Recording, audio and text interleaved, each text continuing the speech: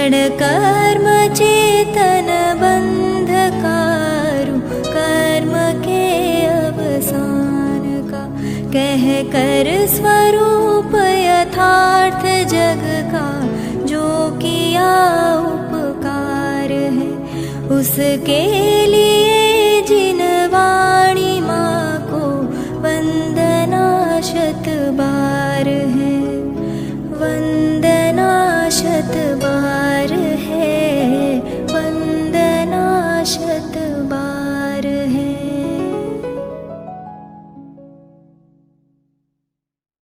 ओम नमः सिद्धेभ्यः, ओम नमः सिद्धेभ्यः।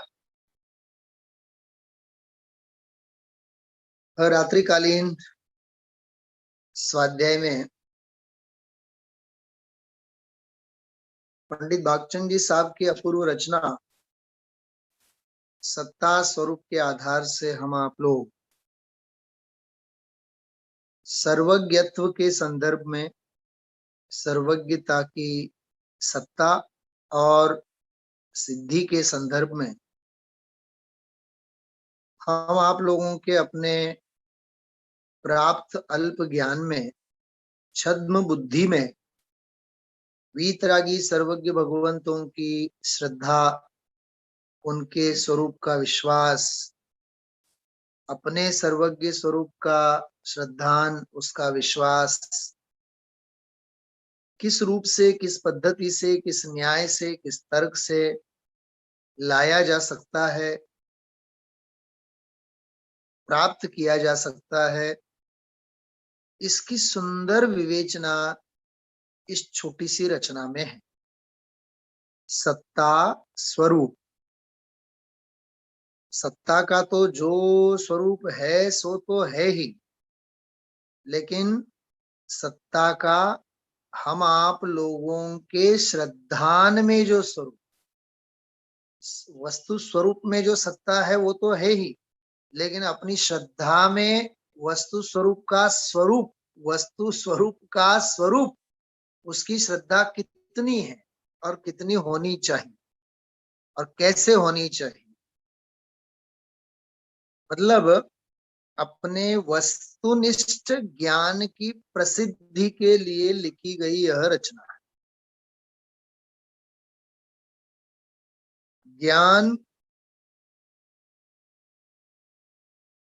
शास्त्र पद्धति से तो होना ही चाहिए, आगम पद्धति से तो होना ही चाहिए, लेकिन अपना ज्ञान मात्र शास्त्र लक्षी, आगम लक्षी मात्र होकर के न रहना चाहिए। उस ज्ञान को वस्तुनिष्ठ होना बहुत जरूरी है। वस्तुनिष्ठ से मतलब मात्र शाब्दिक, मात्र वस्तु संबंधी ऐसा नहीं। उस ज्ञान में उस वस्तु स्वरूप का स्वीकार भी होना चाहिए, उसका नाम वस्तुनिष्ठ ज्ञान। जैसे हमने कहा कि हमारा मुंह कड़वा है, तो किसी ने शक्कर की डली ला करके हमारे हाथों में दे दिया, हम जान तो रहे हैं ये शक्कर की डली, पता भी है कि ये शक्कर की डली है, खड़ी साकर है, वो तत्संबंधी परलक्षी ज्ञान हुआ, लेकिन उसी शक्कर को, उसी साकर को हम अपने जीवा के ऊपर रख करके जब स्वाद लेने लगते हैं, उस समय का वह ज्ञान मात्र ज्ञान नहीं होता है, वह वस्तुनिष्ठ ज्ञान होता है। मतलब स्वाद लेने लगते हैं, वेदन में आता है, संचेतन में आता है, अनुभवन में जब वह आने लगता है, तो मात्र परलक्षी जो ज्ञान है वो परलक्षी ज्ञान की कक्षा में से हम हट करके अब स्वसंवेदन लक्षी स्वानुभूत दशा में उसका संचेतन प्रारंभ करते हैं। ज्ञान की इस संचेतन दशा का नाम ही अनुभव है, और इसी को हम आप लोग यथार्थ सम्यक ज्ञान कहते हैं। जिनागम में ऐसे सम्यक ज्ञान की ही महिमा आती। मैंने शायद कल या परसों एक बात कही थी ज्ञान से संबंधित। एक होता है ज्ञान, एक होता है विशेष ज्ञान, तीसरा होता है भेद ज्ञान और चौथा होता है भेद विज्ञान। चारों में बहुत मौलिक अंतर है। थोड़ा सा इनका हम आप लोगों को चिंतन मनन जरूर करना चाहिए कि जो दुनियादारी का जो है नॉलेज जिसे हम कहते हैं, मोक्ष मार्ग से उसका कोई ताल्लुक नहीं है। धंधा व्यापार विषय कषाय शरीर कपड़ा लत्ता दाग दागिना, ये जितना जो भी दुनियादारी संबंधी मतलब भौतिक भौतिक जगत से संबंधित भौतिक विश्व से संबंधित जो भी जानकारी है वो दुनियादारी के खाते में जाता हुआ होने से उसे केवल लौकिक ज्ञान कहेंगे। उसको अपन लोग आधि भौतिक ज्ञान कहेंगे। क्या कहेंगे? आधि भौतिक ज्ञान। वह स्वरूप की प्राप्ति के लिए कोई काम का नहीं है। उससे न सुख होने वाला है, उससे न आनंद आने वाला है। थोड़ा सा और आगे बढ़े। एवरेज वाइज सर्व सामान्य ज्ञान जिन्हें होवे जगत के सारे जीवों को है, दुनियादारी के बारे में धंधा व्यापार आदि के बारे में, अरे काम भोग बंधन की कथा आदि के बारे में, कषाय संबंधी सब ज्ञान बाहर संबंधी सारे जीवों को, जीव मात्र को वह ज्ञान है। अब एक स्टेप आगे बढ़ते हैं।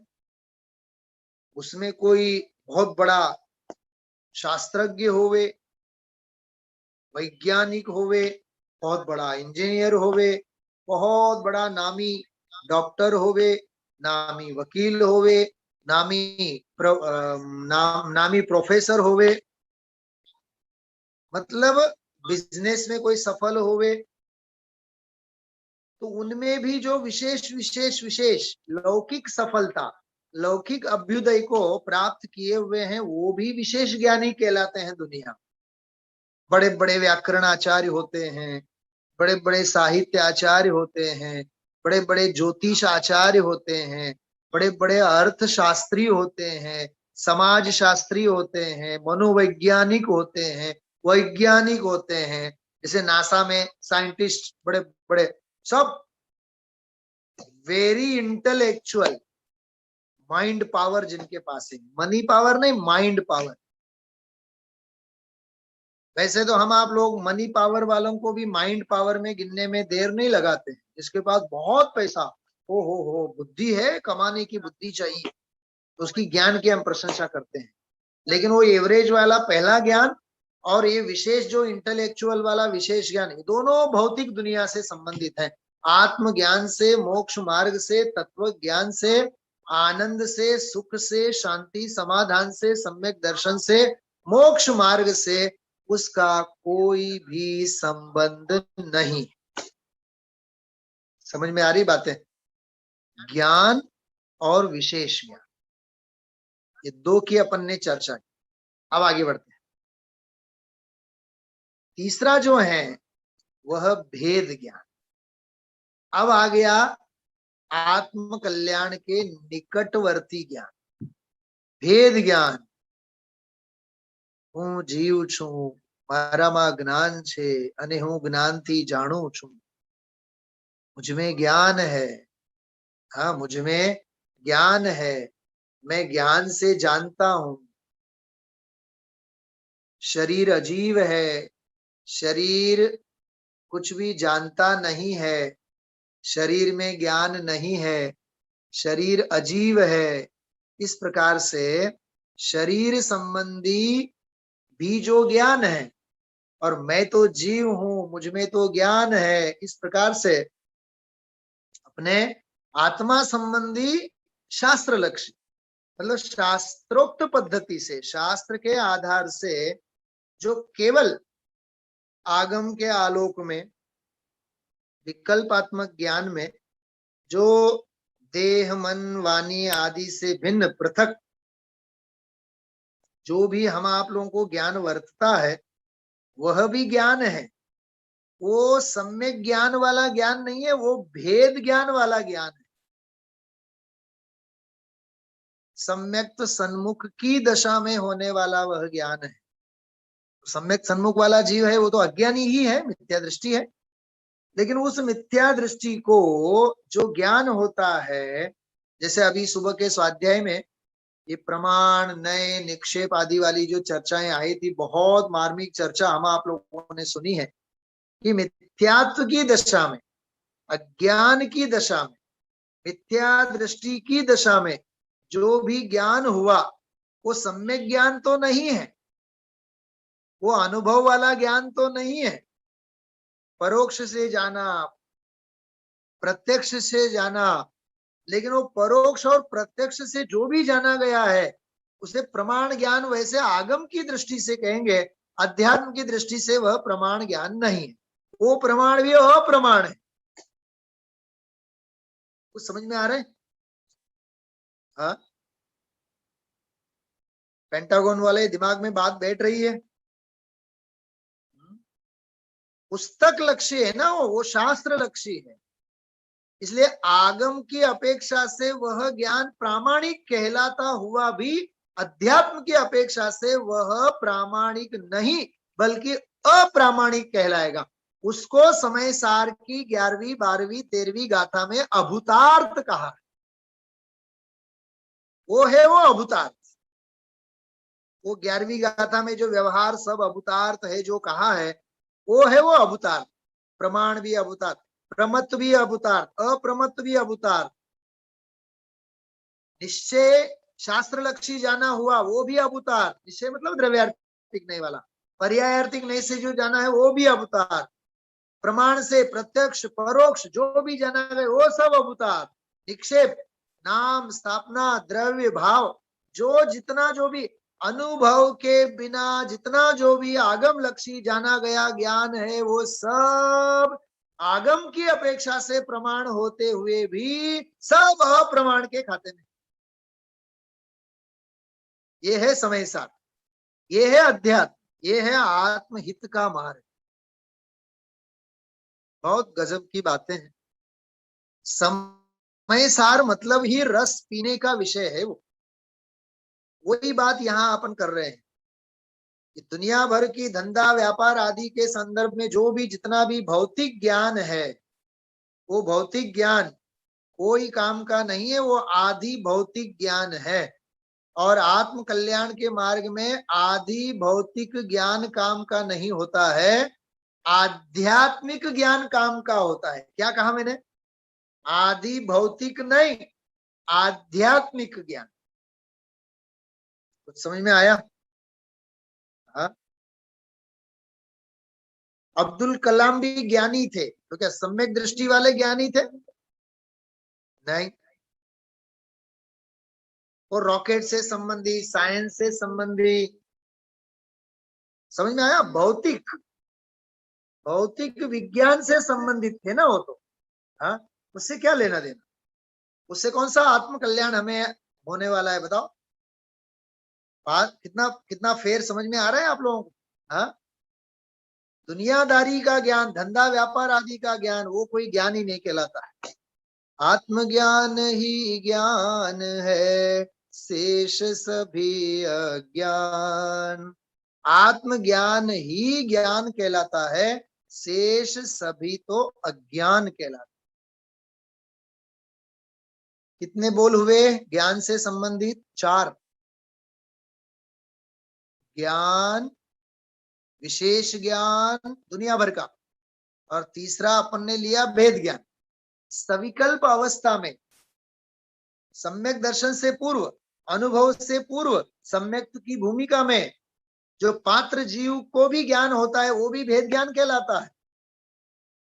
सविकल्प है वो, अभी वो अनुभव परक नहीं है। और जब तक अनुभव नहीं होता है तब तक उस ज्ञान को ज्ञान भी नहीं कहेंगे, वो भेद ज्ञान तो है, लेकिन सम्यक ज्ञान वाला भेद ज्ञान नहीं है। वो भेद विज्ञान नहीं है, भेद ज्ञान है। क्या कहा? एक अक्षर में फर्क पड़ेगा।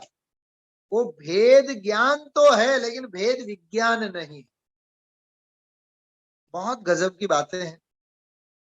और जब अनुभूति पूर्वक, जब आनंद पूर्वक, जब स्वसंवेदन पूर्वक, जब स्वसंचेतन पूर्वक, समय सार के रसपान पूर्वक, सहज स्व के जानने में सहज ही पर का सारा ज्ञान हो जाता है, ऐसा स्वपर प्रकाशक ज्ञान जब उदित होता है, उस दशा को भेद विज्ञान कहते हैं।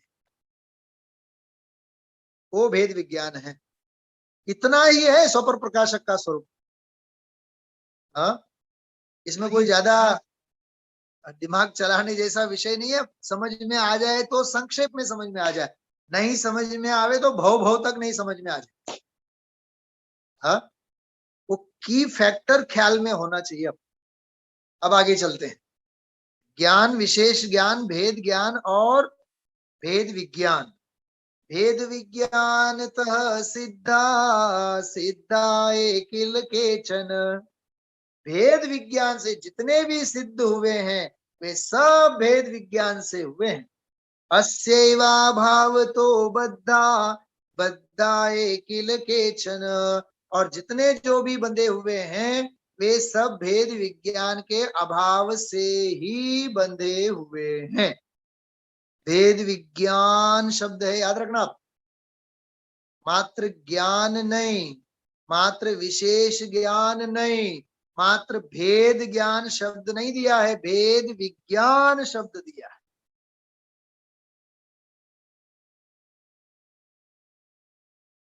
है ना। अद्भुत सारी चर्चाएं। हाँ,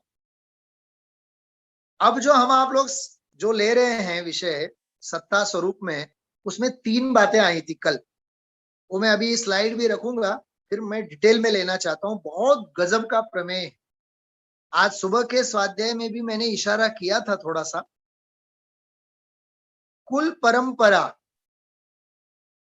संगति मात्र से, परंपरा मात्र से माहौल बना है, तो माहौल में भी बहते हैं। देखो, बहती गंगा में हर कोई हाथ धोना चाहता है। क्या कहा? बहती गंगा में हर कोई हाथ धोना चाहता है। जैसे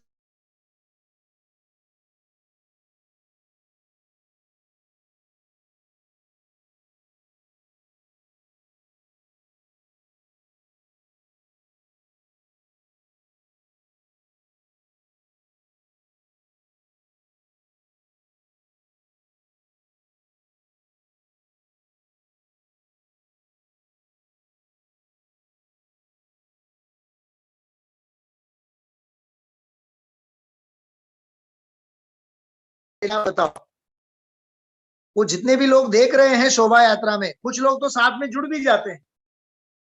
क्या वो जैन हो गए? क्या कहा?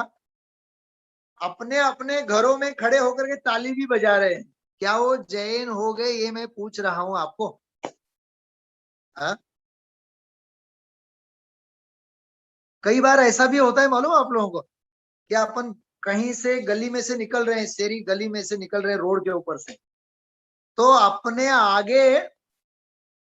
आगे थोड़ी दूर वो स्मशान यात्रा के लिए जाती हुई शव वाहिनी भी होती है, और उसके पीछे स्कूटरों की लाइन लगती है, गाड़ियों की लाइन लगती है। हमें पता नहीं होता है। फिर थोड़ी देर बाद अपने को पता चलता है, अरे यार ये तो स्मशान जा रहे हैं, ये इतनी सारी भीड़ तो स्मशान जाने वाली है। फिर अपन लोग साइड में 2-4 मिनट के लिए खड़े रह जाते हैं। लेकिन 2-4 मिनट से तो हम लोग भीड़ में थे साथ में। तो क्या हम स्मशान यात्रा के लिए जा रहे थे? रास्ता वही है, भीड़ वही है, लेकिन अभिप्राय में कितना फर्क है। भेद ज्ञान हो गया ना अब तो भाई। हम, हाँ, कितना अभिप्राय में फर्क है। उगमणु अने आथमणु, गुरुदेव श्री की भाषा में कहे तो। हाँ, इसलिए भाई ज्ञान ज्ञान में, विशेष ज्ञान विशेष ज्ञान में आधि भौतिक ज्ञान में और आध्यात्मिक ज्ञान में जमीन आसमान का फर्क है। इसलिए कुल पद्धति मात्र से जैन कुल में जन्म लिया, इसलिए जैन धर्म का सेवन करना, ऐसा कुछ नहीं है। जिसने राग द्वेष कमादिक, जीते सब जग जान लिया। बुद्ध वीर जिन हरिहर ब्रह्मा, या उस को स्वाधीन कहो। समझ में आई बात? जैन में जन्मे हैं इसलिए जैन हो गए और जैन धर्म होगा, ऐसा नहीं है। कुल परंपरा से धर्म का सेवन कर रहे हैं मतलब धर्म होगा, ऐसा नहीं है। मैंने कई उदाहरण दिए हैं, कल परसों कई उदाहरण दिए हैं। जैनों के घर में काम करने वाली कोई मुसलमान बाई है तो क्या वो जैन हो गई? हाँ, समझो अपने ही घर, जैनों के ही घर वो शुद्ध शाकाहार लेती है, शुद्ध शाकाहार लेती है, तो क्या मांसाहार का त्याग हो गया उसका? बात समझ में आ रही क्या कह रहा हूं मैं? परंपरा से केवल जैनाचार का सेवन कर जाता है, ये बात चल रही है सत्ता स्वरूप। तो उस प्रकरण में तीन बातें आई। देखो भाई, एक तो युक्ति सहित ज्ञान होना चाहिए। कौन सा ज्ञान होना चाहिए? युक्ति सहित वाला ज्ञान होना चाहिए, जो तुम्हें नहीं है, कुल परंपरा से मानने वाले के पास नहीं है, बुद्धि नहीं है, वो युक्ति पूर्वक का ज्ञान नहीं है। दूसरा क्या नहीं है? युक्ति पूर्वक का ज्ञान नहीं है तो आस्तिकता भी नहीं है, आस्तिक भी नहीं है। आस्तिक कहो अथवा आस्तिकता कहो, दो प्रकार के लोग होते हैं, एक आस्तिक और दूसरा नास्तिक। दो शब्द तो सुने ना आप लोगों ने, एक होते हैं आस्तिक और एक होते हैं नास्तिक। तो आस्तिकता मतलब देव शास्त्र गुरु धर्म अधर्म पुण्य पाप स्वर्ग नरक इत्यादि के सर्वज्ञोक्त वस्तु स्वरूप के प्रति श्रद्धा जिसकी होवे उसे कहते हैं आस्तिक। और उस आस्तिक की जो श्रद्धा है उसका नाम है आस्तिकता। समझ में आई बात? आस्तिकता। तो कहते हैं युक्ति पूर्वक ज्ञान नहीं है इसलिए तुझे आस्तिकता भी नहीं। हो गए दो बातें। अब तीसरी बात, तुझे जब आस्तिकता नहीं है तो तुझे रस कहां से आएगा? तुझे आनंद कहां से आएगा? तो तेरे परिणामों में शुष्कता ही होगी। एक और बात मैंने आज दोपहर सोचा, मुझे बहुत आनंद आया कि 10 साल हो गए, 20 साल हो गए, 40 साल हो गए, ये सब गुरुदेव श्री को सुन रहे हैं, समझ रहे हैं, स्वाध्याय है, अध्ययन है, अभ्यास है, सब कुछ है, लेकिन आनंद नहीं आता है। वो तीसरा वाला पॉइंट, रसिकपना नहीं है, विरक्तता नहीं है, मन प्रसन्न नहीं होता है, इसका मतलब ही है तुझे आस्तिकता नहीं। नहीं, हम तो 50 साल से सुन रहे हैं ना कि तू जान, 50 साल नहीं, तू भव भव तक सुन, लेकिन तुझे यदि आनंद नहीं आता है तो समझ लेना तुझे सर्वज्ञ की वाणी के ऊपर श्रद्धा ही नहीं है। इसका नाम है आस्तिकता नहीं। ये नई बात है, मैंने कल नहीं कही थी, ये आज मैं कह रहा हूं। हाँ, 10 साल 15 साल 20 साल 25 साल 50 साल फिर भी समझ नहीं है, अंडरस्टैंडिंग नहीं है। देखो, नॉलेज अलग है और अंडरस्टैंडिंग अलग है। नॉलेज कम हो सकता है लेकिन अंडरस्टैंडिंग तो परिपूर्ण होनी चाहिए, जिसको गुजराती में समझण कहते हैं, कोठा सूझ कहते हैं। बात कोठे पड़वी જોઈએ ને, बात समझणમાં હોવી જોઈએ ને, बात स्वीकारવામાં હોવી જોઈએ ને। उसका नाम ब्रिलियंसी, उसका नाम इंटेलेक्चुअल, आईक्यू लेवल कहते हैं उसको। क्या कहते हैं उसको? आईक्यू। ईक्यू अलग और आईक्यू अलग। ईक्यू तो इमोशनल वाली बात है, भावनात्मकता वाली बात है। आईक्यू तो बुद्धिमत्ता वाली बात है। तो आईक्यू लेवल हाई होना चाहिए ना, हाई मीन्स क्वालिटी वाला। पंडित टोडरमल जी साहब ने मोक्षमा प्रकाशक में बहुत बढ़िया बात लिखी कि अनेक प्रकार के शास्त्रों का अभ्यास करने से, नाना प्रकार के शास्त्रों का अभ्यास करने से जिनकी बुद्धि निर्मल हुई है, ऐसा लिखा। तो अनेक प्रकार के शास्त्रों का अभ्यास करने से मतलब क्या? कोई युक्ति पूर्वक ज्ञान जिसे है, मतलब नए प्रमाण निक्षेप चारों अनुयोगों की विवक्षाओं का ख्याल जिसे है, उसकी आस्तिकता और दृढ़ होगी। बहुत गजब की बात है, मैं आपको क्या बताऊं, मेरे पास शब्द नहीं है इस विषय को खोलने के लिए। थोड़ा सा मैं 4 अनुयोगों से संबंधित बताता हूं, सुनिए। प्रथमान योग के ग्रंथों का अभ्यास किया है, प्रथमान योग की कहानियां पढ़ी हैं, तो महापुरुषों के जीवन में पुण्य पाप की विचित्रता कैसी आती है उसका ज्ञान है कि नहीं उसे? और ज्ञान है, युक्ति पूर्वक वाला ज्ञान है, तो अपने जीवन की विचित्रताओं को देख देख करके उसके परिणामों में समता आएगी कि नहीं? कॉम्बिनेशन समझ में आ रहा है? युक्ति पूर्वक ज्ञान और आस्तिकता, इन दोनों का मैं कॉम्बिनेशन कर रहा हूं मैं आपको। हाँ, चरणान योग पड़ेगा, तो चरणान योग में श्रावक की चर्या, श्रवण की चर्या, मुनि चर्या, सदाचार, संयम, ये सब चर्चा सुन करके जीवन मेरा भी ऐसा संयममय बने, ऐसी भावना नहीं होगी।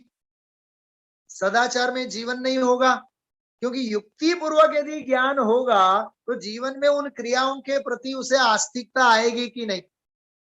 हाँ, देखो, प्रथमान योग से संबंधित आस्तिकता अलग, चरणान योग से संबंधित आस्तिकता अलग, चारों अनुयोगों से संबंधित आस्तिकता में सारा मेजरमेंट में फर्क है।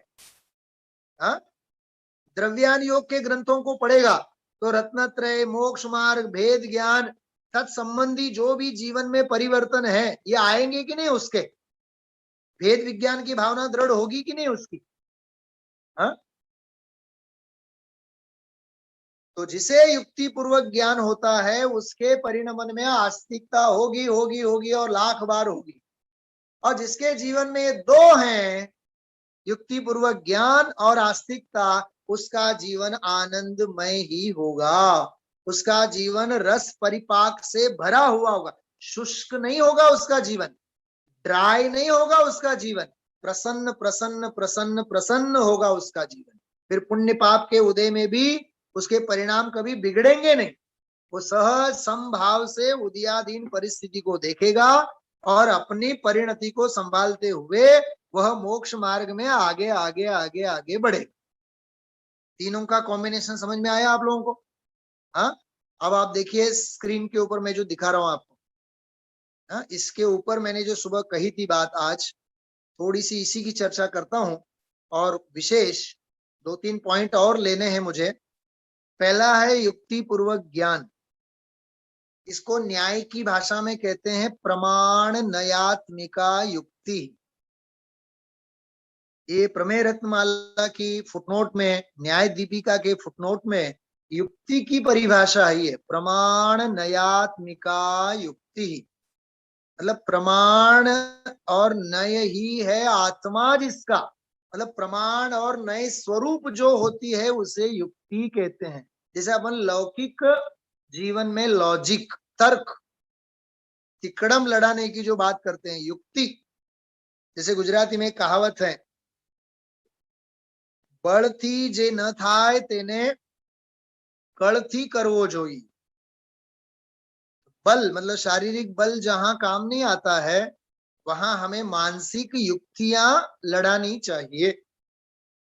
तो जिनागम सम्मत प्रत्यक्ष परोक्ष प्रमाण, द्रव्यार्थिक पर्यायार्थिक निश्चय व्यवहार नहीं, इन प्रमाण और नयात्मक जो होती है उसे युक्ति कहते हैं। और उस युक्ति पूर्वक जो होता है वह ज्ञान ज्ञान कहलाता है, ये यहाँ कहना चाहते हैं। प्रमाण नयात्मक युक्ति होती है तो सयुक्तिक ज्ञान, जिनागमानुकूल जो ज्ञान, आगे लिखा है देखिए, प्रमाण नए निक्षेपात्मक ज्ञान, आगम ज्ञान पूर्वक। देखिए ये आगम ज्ञान पूर्वक वाली बात है, ठीक है। दूसरा पॉइंट, अब ऐसा यदि ज्ञान है तो कहने की समझाने की आवश्यकता थोड़ी ना है। आस्तिकता, वो आस्तिकता, आस्तिक की भावना तो आमूल चूल भरी होगी उसमें। ये मैंने आस्तिक की भावना जो लिखा है सोच समझ करके लिखा है। सबसे पहली होती है आस्तिक की भावना, दूसरी होती है संवेग भावना, तीसरी होती है निर्वेद भावना, चौथी होती है वैराग्य भावना, पांचवी होती है अनुकंपा भावना। ऐसी सम्यक सम्यक्त की सत्पात्रता की भूमिका में इन पांच पांच भावनाओं की चर्चा जिनागम में आती, आप रत्नगण श्रावकाचार्य में पढ़ सकते हैं। तो आस्तिक की भावना जो है, मतलब आस्तिकता जो है, यथार्थ, दृढ़, अचल श्रद्धा, कैसी होती है वो? तो यथार्थ होती है। यथार्थ, अर्थ मतलब पदार्थ, यथा मतलब जैसे, पदार्थ जैसा है, वस्तु व्यवस्था जैसी है, उस वस्तु व्यवस्था के अनुरूप होती है, उसका नाम यथार्थ। तो वो यथार्थ का भी यथार्थ अर्थ समझना। यथार्थ का अर्थ क्या है? यथा मतलब जैसे, सर्वज्ञों ने कहा है, सर्वज्ञ भगवंतों ने बताया है। अर्थ मतलब पदार्थ, तो पदार्थ का जो जैसा स्वरूप है उसे उस रूप से जानना, और वो भी दृढ़ता पूर्वक जानना, ढीला मूला नहीं, दृढ़ता पूर्वक जानना। अचल मतलब चलायमान नहीं होना किसी भय से, आशा से, लोभ आदि से। ऐसी श्रद्धा उसे आस्तिकता कहते हैं। देव गुरु धर्म आदि के प्रति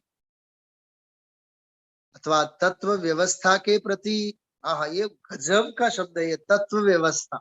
हाँ, 6 द्रव्य हैं, 7 तत्व हैं, 9 पदार्थ हैं, पुण्य पाप हैं, स्वर्ग नरक है, आत्मा परमात्मा है, निमित्त उपादान है, निश्चय व्यवहार है, द्रव्यार्थिक पर्यायार्थिक है, प्रत्यक्ष परोक्ष है।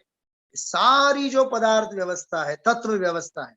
तत्व व्यवस्था में अनेकांत में वस्तु व्यवस्था, अनेकांत में वस्तु व्यवस्था को दिखाने वाले सारे के सारे प्रमाण, वस्तु स्वरूप, वस्तु सत्ता, वो सब इसमें आ जाती। ऐसा यह गजब का स्वरूप है। समझ में आ रही है आप लोगों को? हाँ, क्या गजब का प्रमेय है ये। मुझे तो इन 3 विषय बिंदुओं में तो सारा आत्म कल्याण का मार्ग दिख रहा है इसमें। इतनी सूक्ष्मता है इसमें।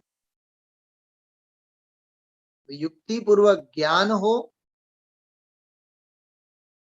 तो उसके रिजल्ट में आस्तिकता तो आने ही वाली, बराबर। और आस्तिकता होगी पुण्य पाप आदि के प्रति, आत्म श्रद्धा के प्रति, तो रसिकता तो नाचती हुई आ जाएगी।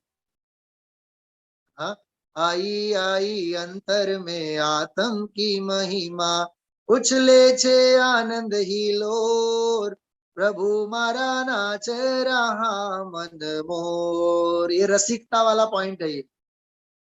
हाँ, रसिकता।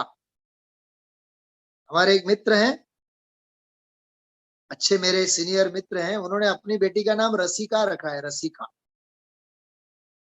रसिका मतलब आनंद की भूमिका। रसिकता। हाँ, तो परिणामों की विशुद्धि पूर्वक रसानुभूति।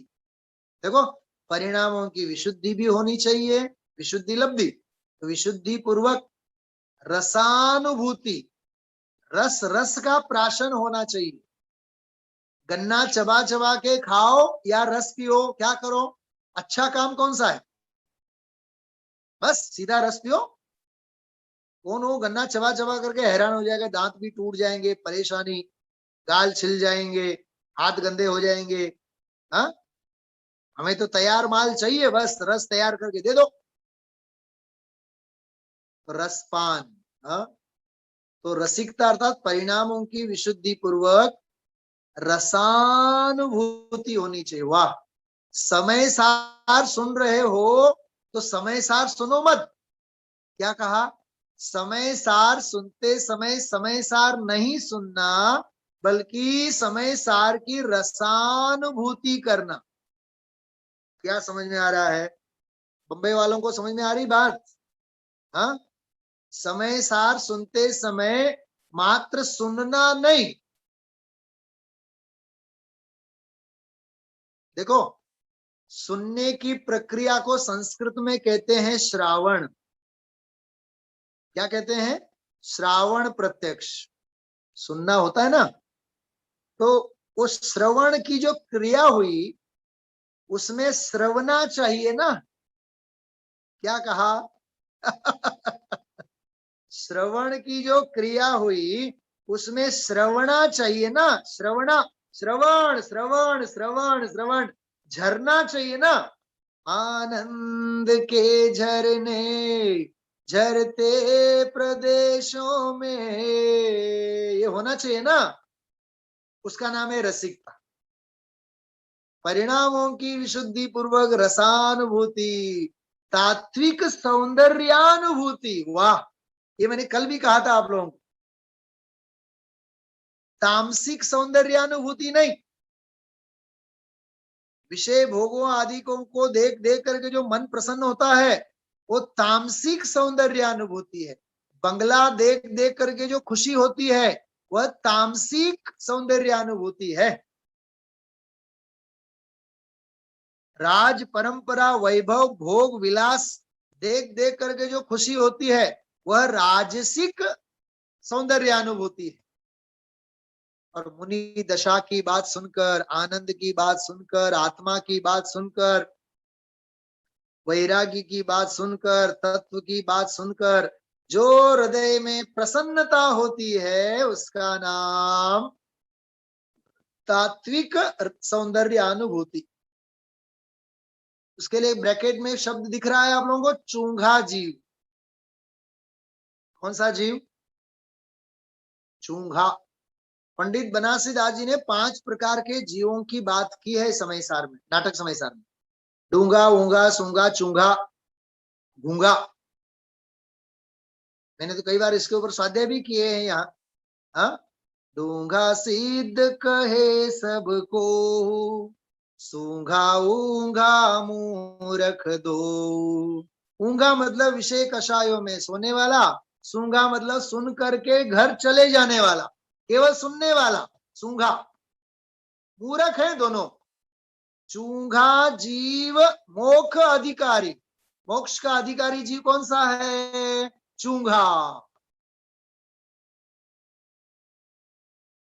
मुझे एक बात बताओ, घर में 25-30 साल का भी लड़का हो, 15-20 साल का भी लड़का हो, और एक घर में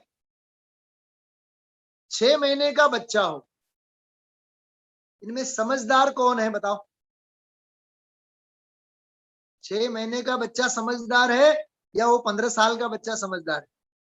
15 साल वाले बच्चे के नाटक बहुत, मुझे ये सब्जी चाहिए, वो रोटी चाहिए, फलाना चाहिए, ढिकना चाहिए। वो 2 महीने के बच्चे को कोई फरमाइश नहीं है, बस अपने माँ के पास से वह दूध प्राशन कर लेता है, चूस लेता है, अपने शरीर का पोषण कर लेता है, पेट भर लेता है। सबसे समझदार वो सबसे छोटा बच्चा है। छोटा बच्चा जान के हमको, हाँ समझ में आ रही बातें? ऐसा है, गजब का है सारा इतिहास। परिणामों की विशुद्धि पूर्वक रसानुभूति तात्विक सौंदर्यानुभूति है। ऐसा वह जीव चूंघा जीव कहलाता है। इसलिए मैंने कलश का अंश लिखा है, रसयतु रसिकानाम रोचनम ज्ञान मुद्यत। ये कलश का अंश है। समय सार में कलश है, उस कलश का ये जोरदार अंश है। त्यजतु जगदिदानीं मोहमाजन्मलीडम्, रसयतु रसिकानां रोचनम ज्ञानमुद्यत। बहुत सुंदर कलश। हाँ, अरे जगत जनों, अब तो छोड़ो। हाँ, अब तो छोड़ो जगत के व्यामोह को, और ज्ञानी जन जिसका रस लेते हैं उसका रस तो लो। ज्ञानी ज्ञान का रस लेते हैं, ज्ञानी अध्यात्म का रस पीते हैं, उस रस का रसपान करो। समझ में आई? 3 बातें कौन कौन सी थी? पहला कौन सा था? युक्ति पूर्वक ज्ञान। दूसरा कौन सा था? आस्तिकता। तीसरा कौन सा था? रसिकता। अब सुनना ध्यान से, बहुत मार्मिक बात कह रहा हूं मैं। युक्ति पूर्वक ज्ञान की दशा मतलब वह सम्यक ज्ञान है। युक्ति पूर्वक ज्ञान है वो सम्यक ज्ञान है। और आस्तिकता जो है वह श्रद्धान का परिणमन है, वो सम्यक दर्शन की परिणति। और रसिकता जो है, आनंद आता है, वह सम्यक चारित्र की परिणति। बात समझ में आया आप लोगों को? बात समझ में आ गई? और तीनों में ज्ञान, श्रद्धा और चारित्र ऐसा क्रम है, क्योंकि ज्ञान हुए बिना श्रद्धा नहीं होती है, यथार्थ ज्ञान हुए बिना यथार्थ श्रद्धा नहीं होती है, और यथार्थ श्रद्धा होने के बाद ही वह युक्ति पूर्वक वाला ज्ञान जो है वह अनुभूति परक ज्ञान है, तभी वह सम्यक ज्ञान कहलाए। और इन दोनों का फल क्या है, रिजल्ट क्या है? ये आनंद। इन दोनों का फल क्या है? तो आनंद है। उस आनंद का नाम है रसिकता। बात समझ में आई? हाँ, ये 3 बातें। एक और अंतिम प्रमेय इसमें छुपा हुआ है कि हम आप लोगों को युक्ति पूर्वक ज्ञान कराने वाले 2 परमागम हैं, एक पंचास्तिकाय और एक प्रवचन सार। तत्व ज्ञान, वस्तु स्वरूप का ज्ञान, ज्ञान अधिकार, ज्ञेय अधिकार, चरणान योग, सूचक चूली का अधिकार, पंचास्तिकाय में 5 अस्तिकाय, 9 पदार्थ, मोक्ष मार्ग, ये दोनों ग्रंथ हम आप लोगों को युक्ति पूर्वक ज्ञान कराते हैं। गजब की बात है मैं जो कह रहा हूं, याद रखना आप।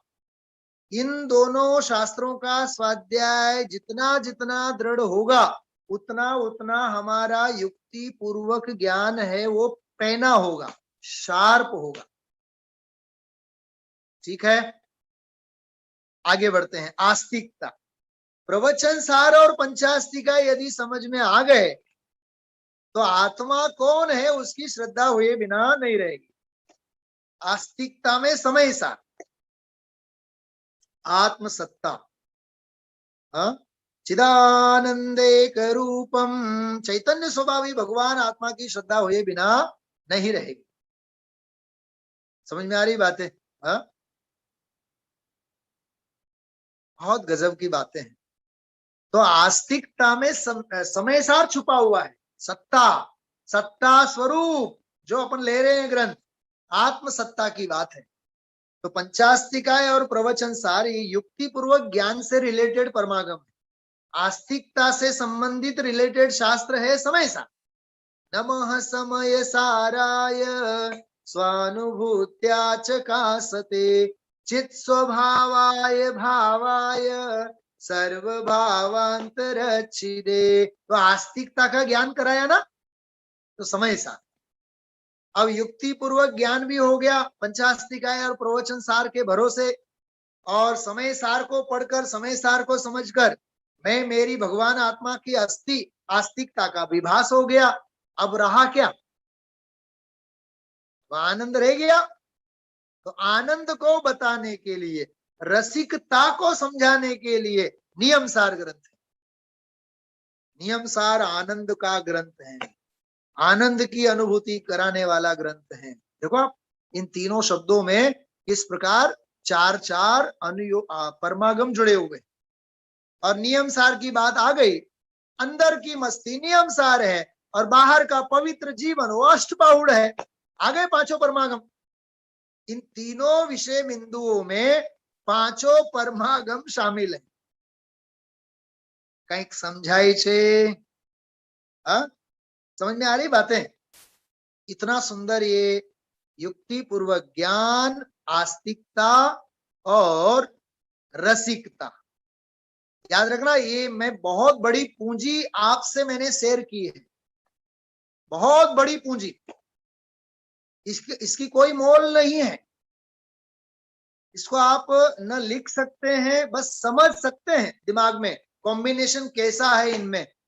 अब इस प्रकार का हमारा बैकग्राउंड होवे फाउंडेशन होवे तो हमें शास्त्रों की महिमा आएगी, हमें देव गुरु धर्म की महिमा आएगी, वास्तविक महिमा आएगी, आत्मा परमात्मा की महिमा आएगी, मोक्ष मार्ग की महिमा आएगी, आत्महित की महिमा आएगी। अन्यथा आ रहे हैं, जा रहे हैं, सुन रहे हैं, बस जीवन तो जैसा का वैसा है। समझ गए आप लोग? इसलिए सत्ता स्वरूप के प्रकरण में ये जो प्रकरण है अतिशय मार्मिक प्रकरण है। युक्ति पूर्वक ज्ञान, आस्तिकता और रसिकता, बस ये विषय यहां मैं पूरा कर रहा हूं। अब इसकी जो विशेष चर्चा है, इसकी चर्चा हम आप लोग फिर आगे ले।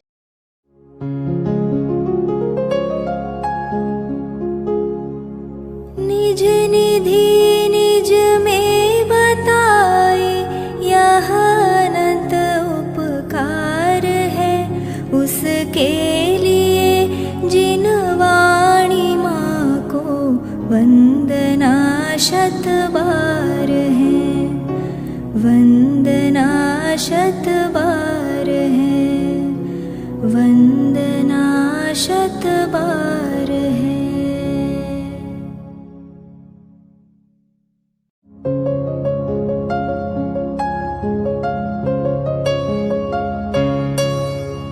हे जिन वाणी भारती तो ही जपो दिन रैन, जो तेरी शरणा गहे सो पावे सुख चैन। जा वाणी के ज्ञान ते सूझे लोकालोक, सो वाणी मस्तक नवो सदा देत हो ढोक, सदा देत हो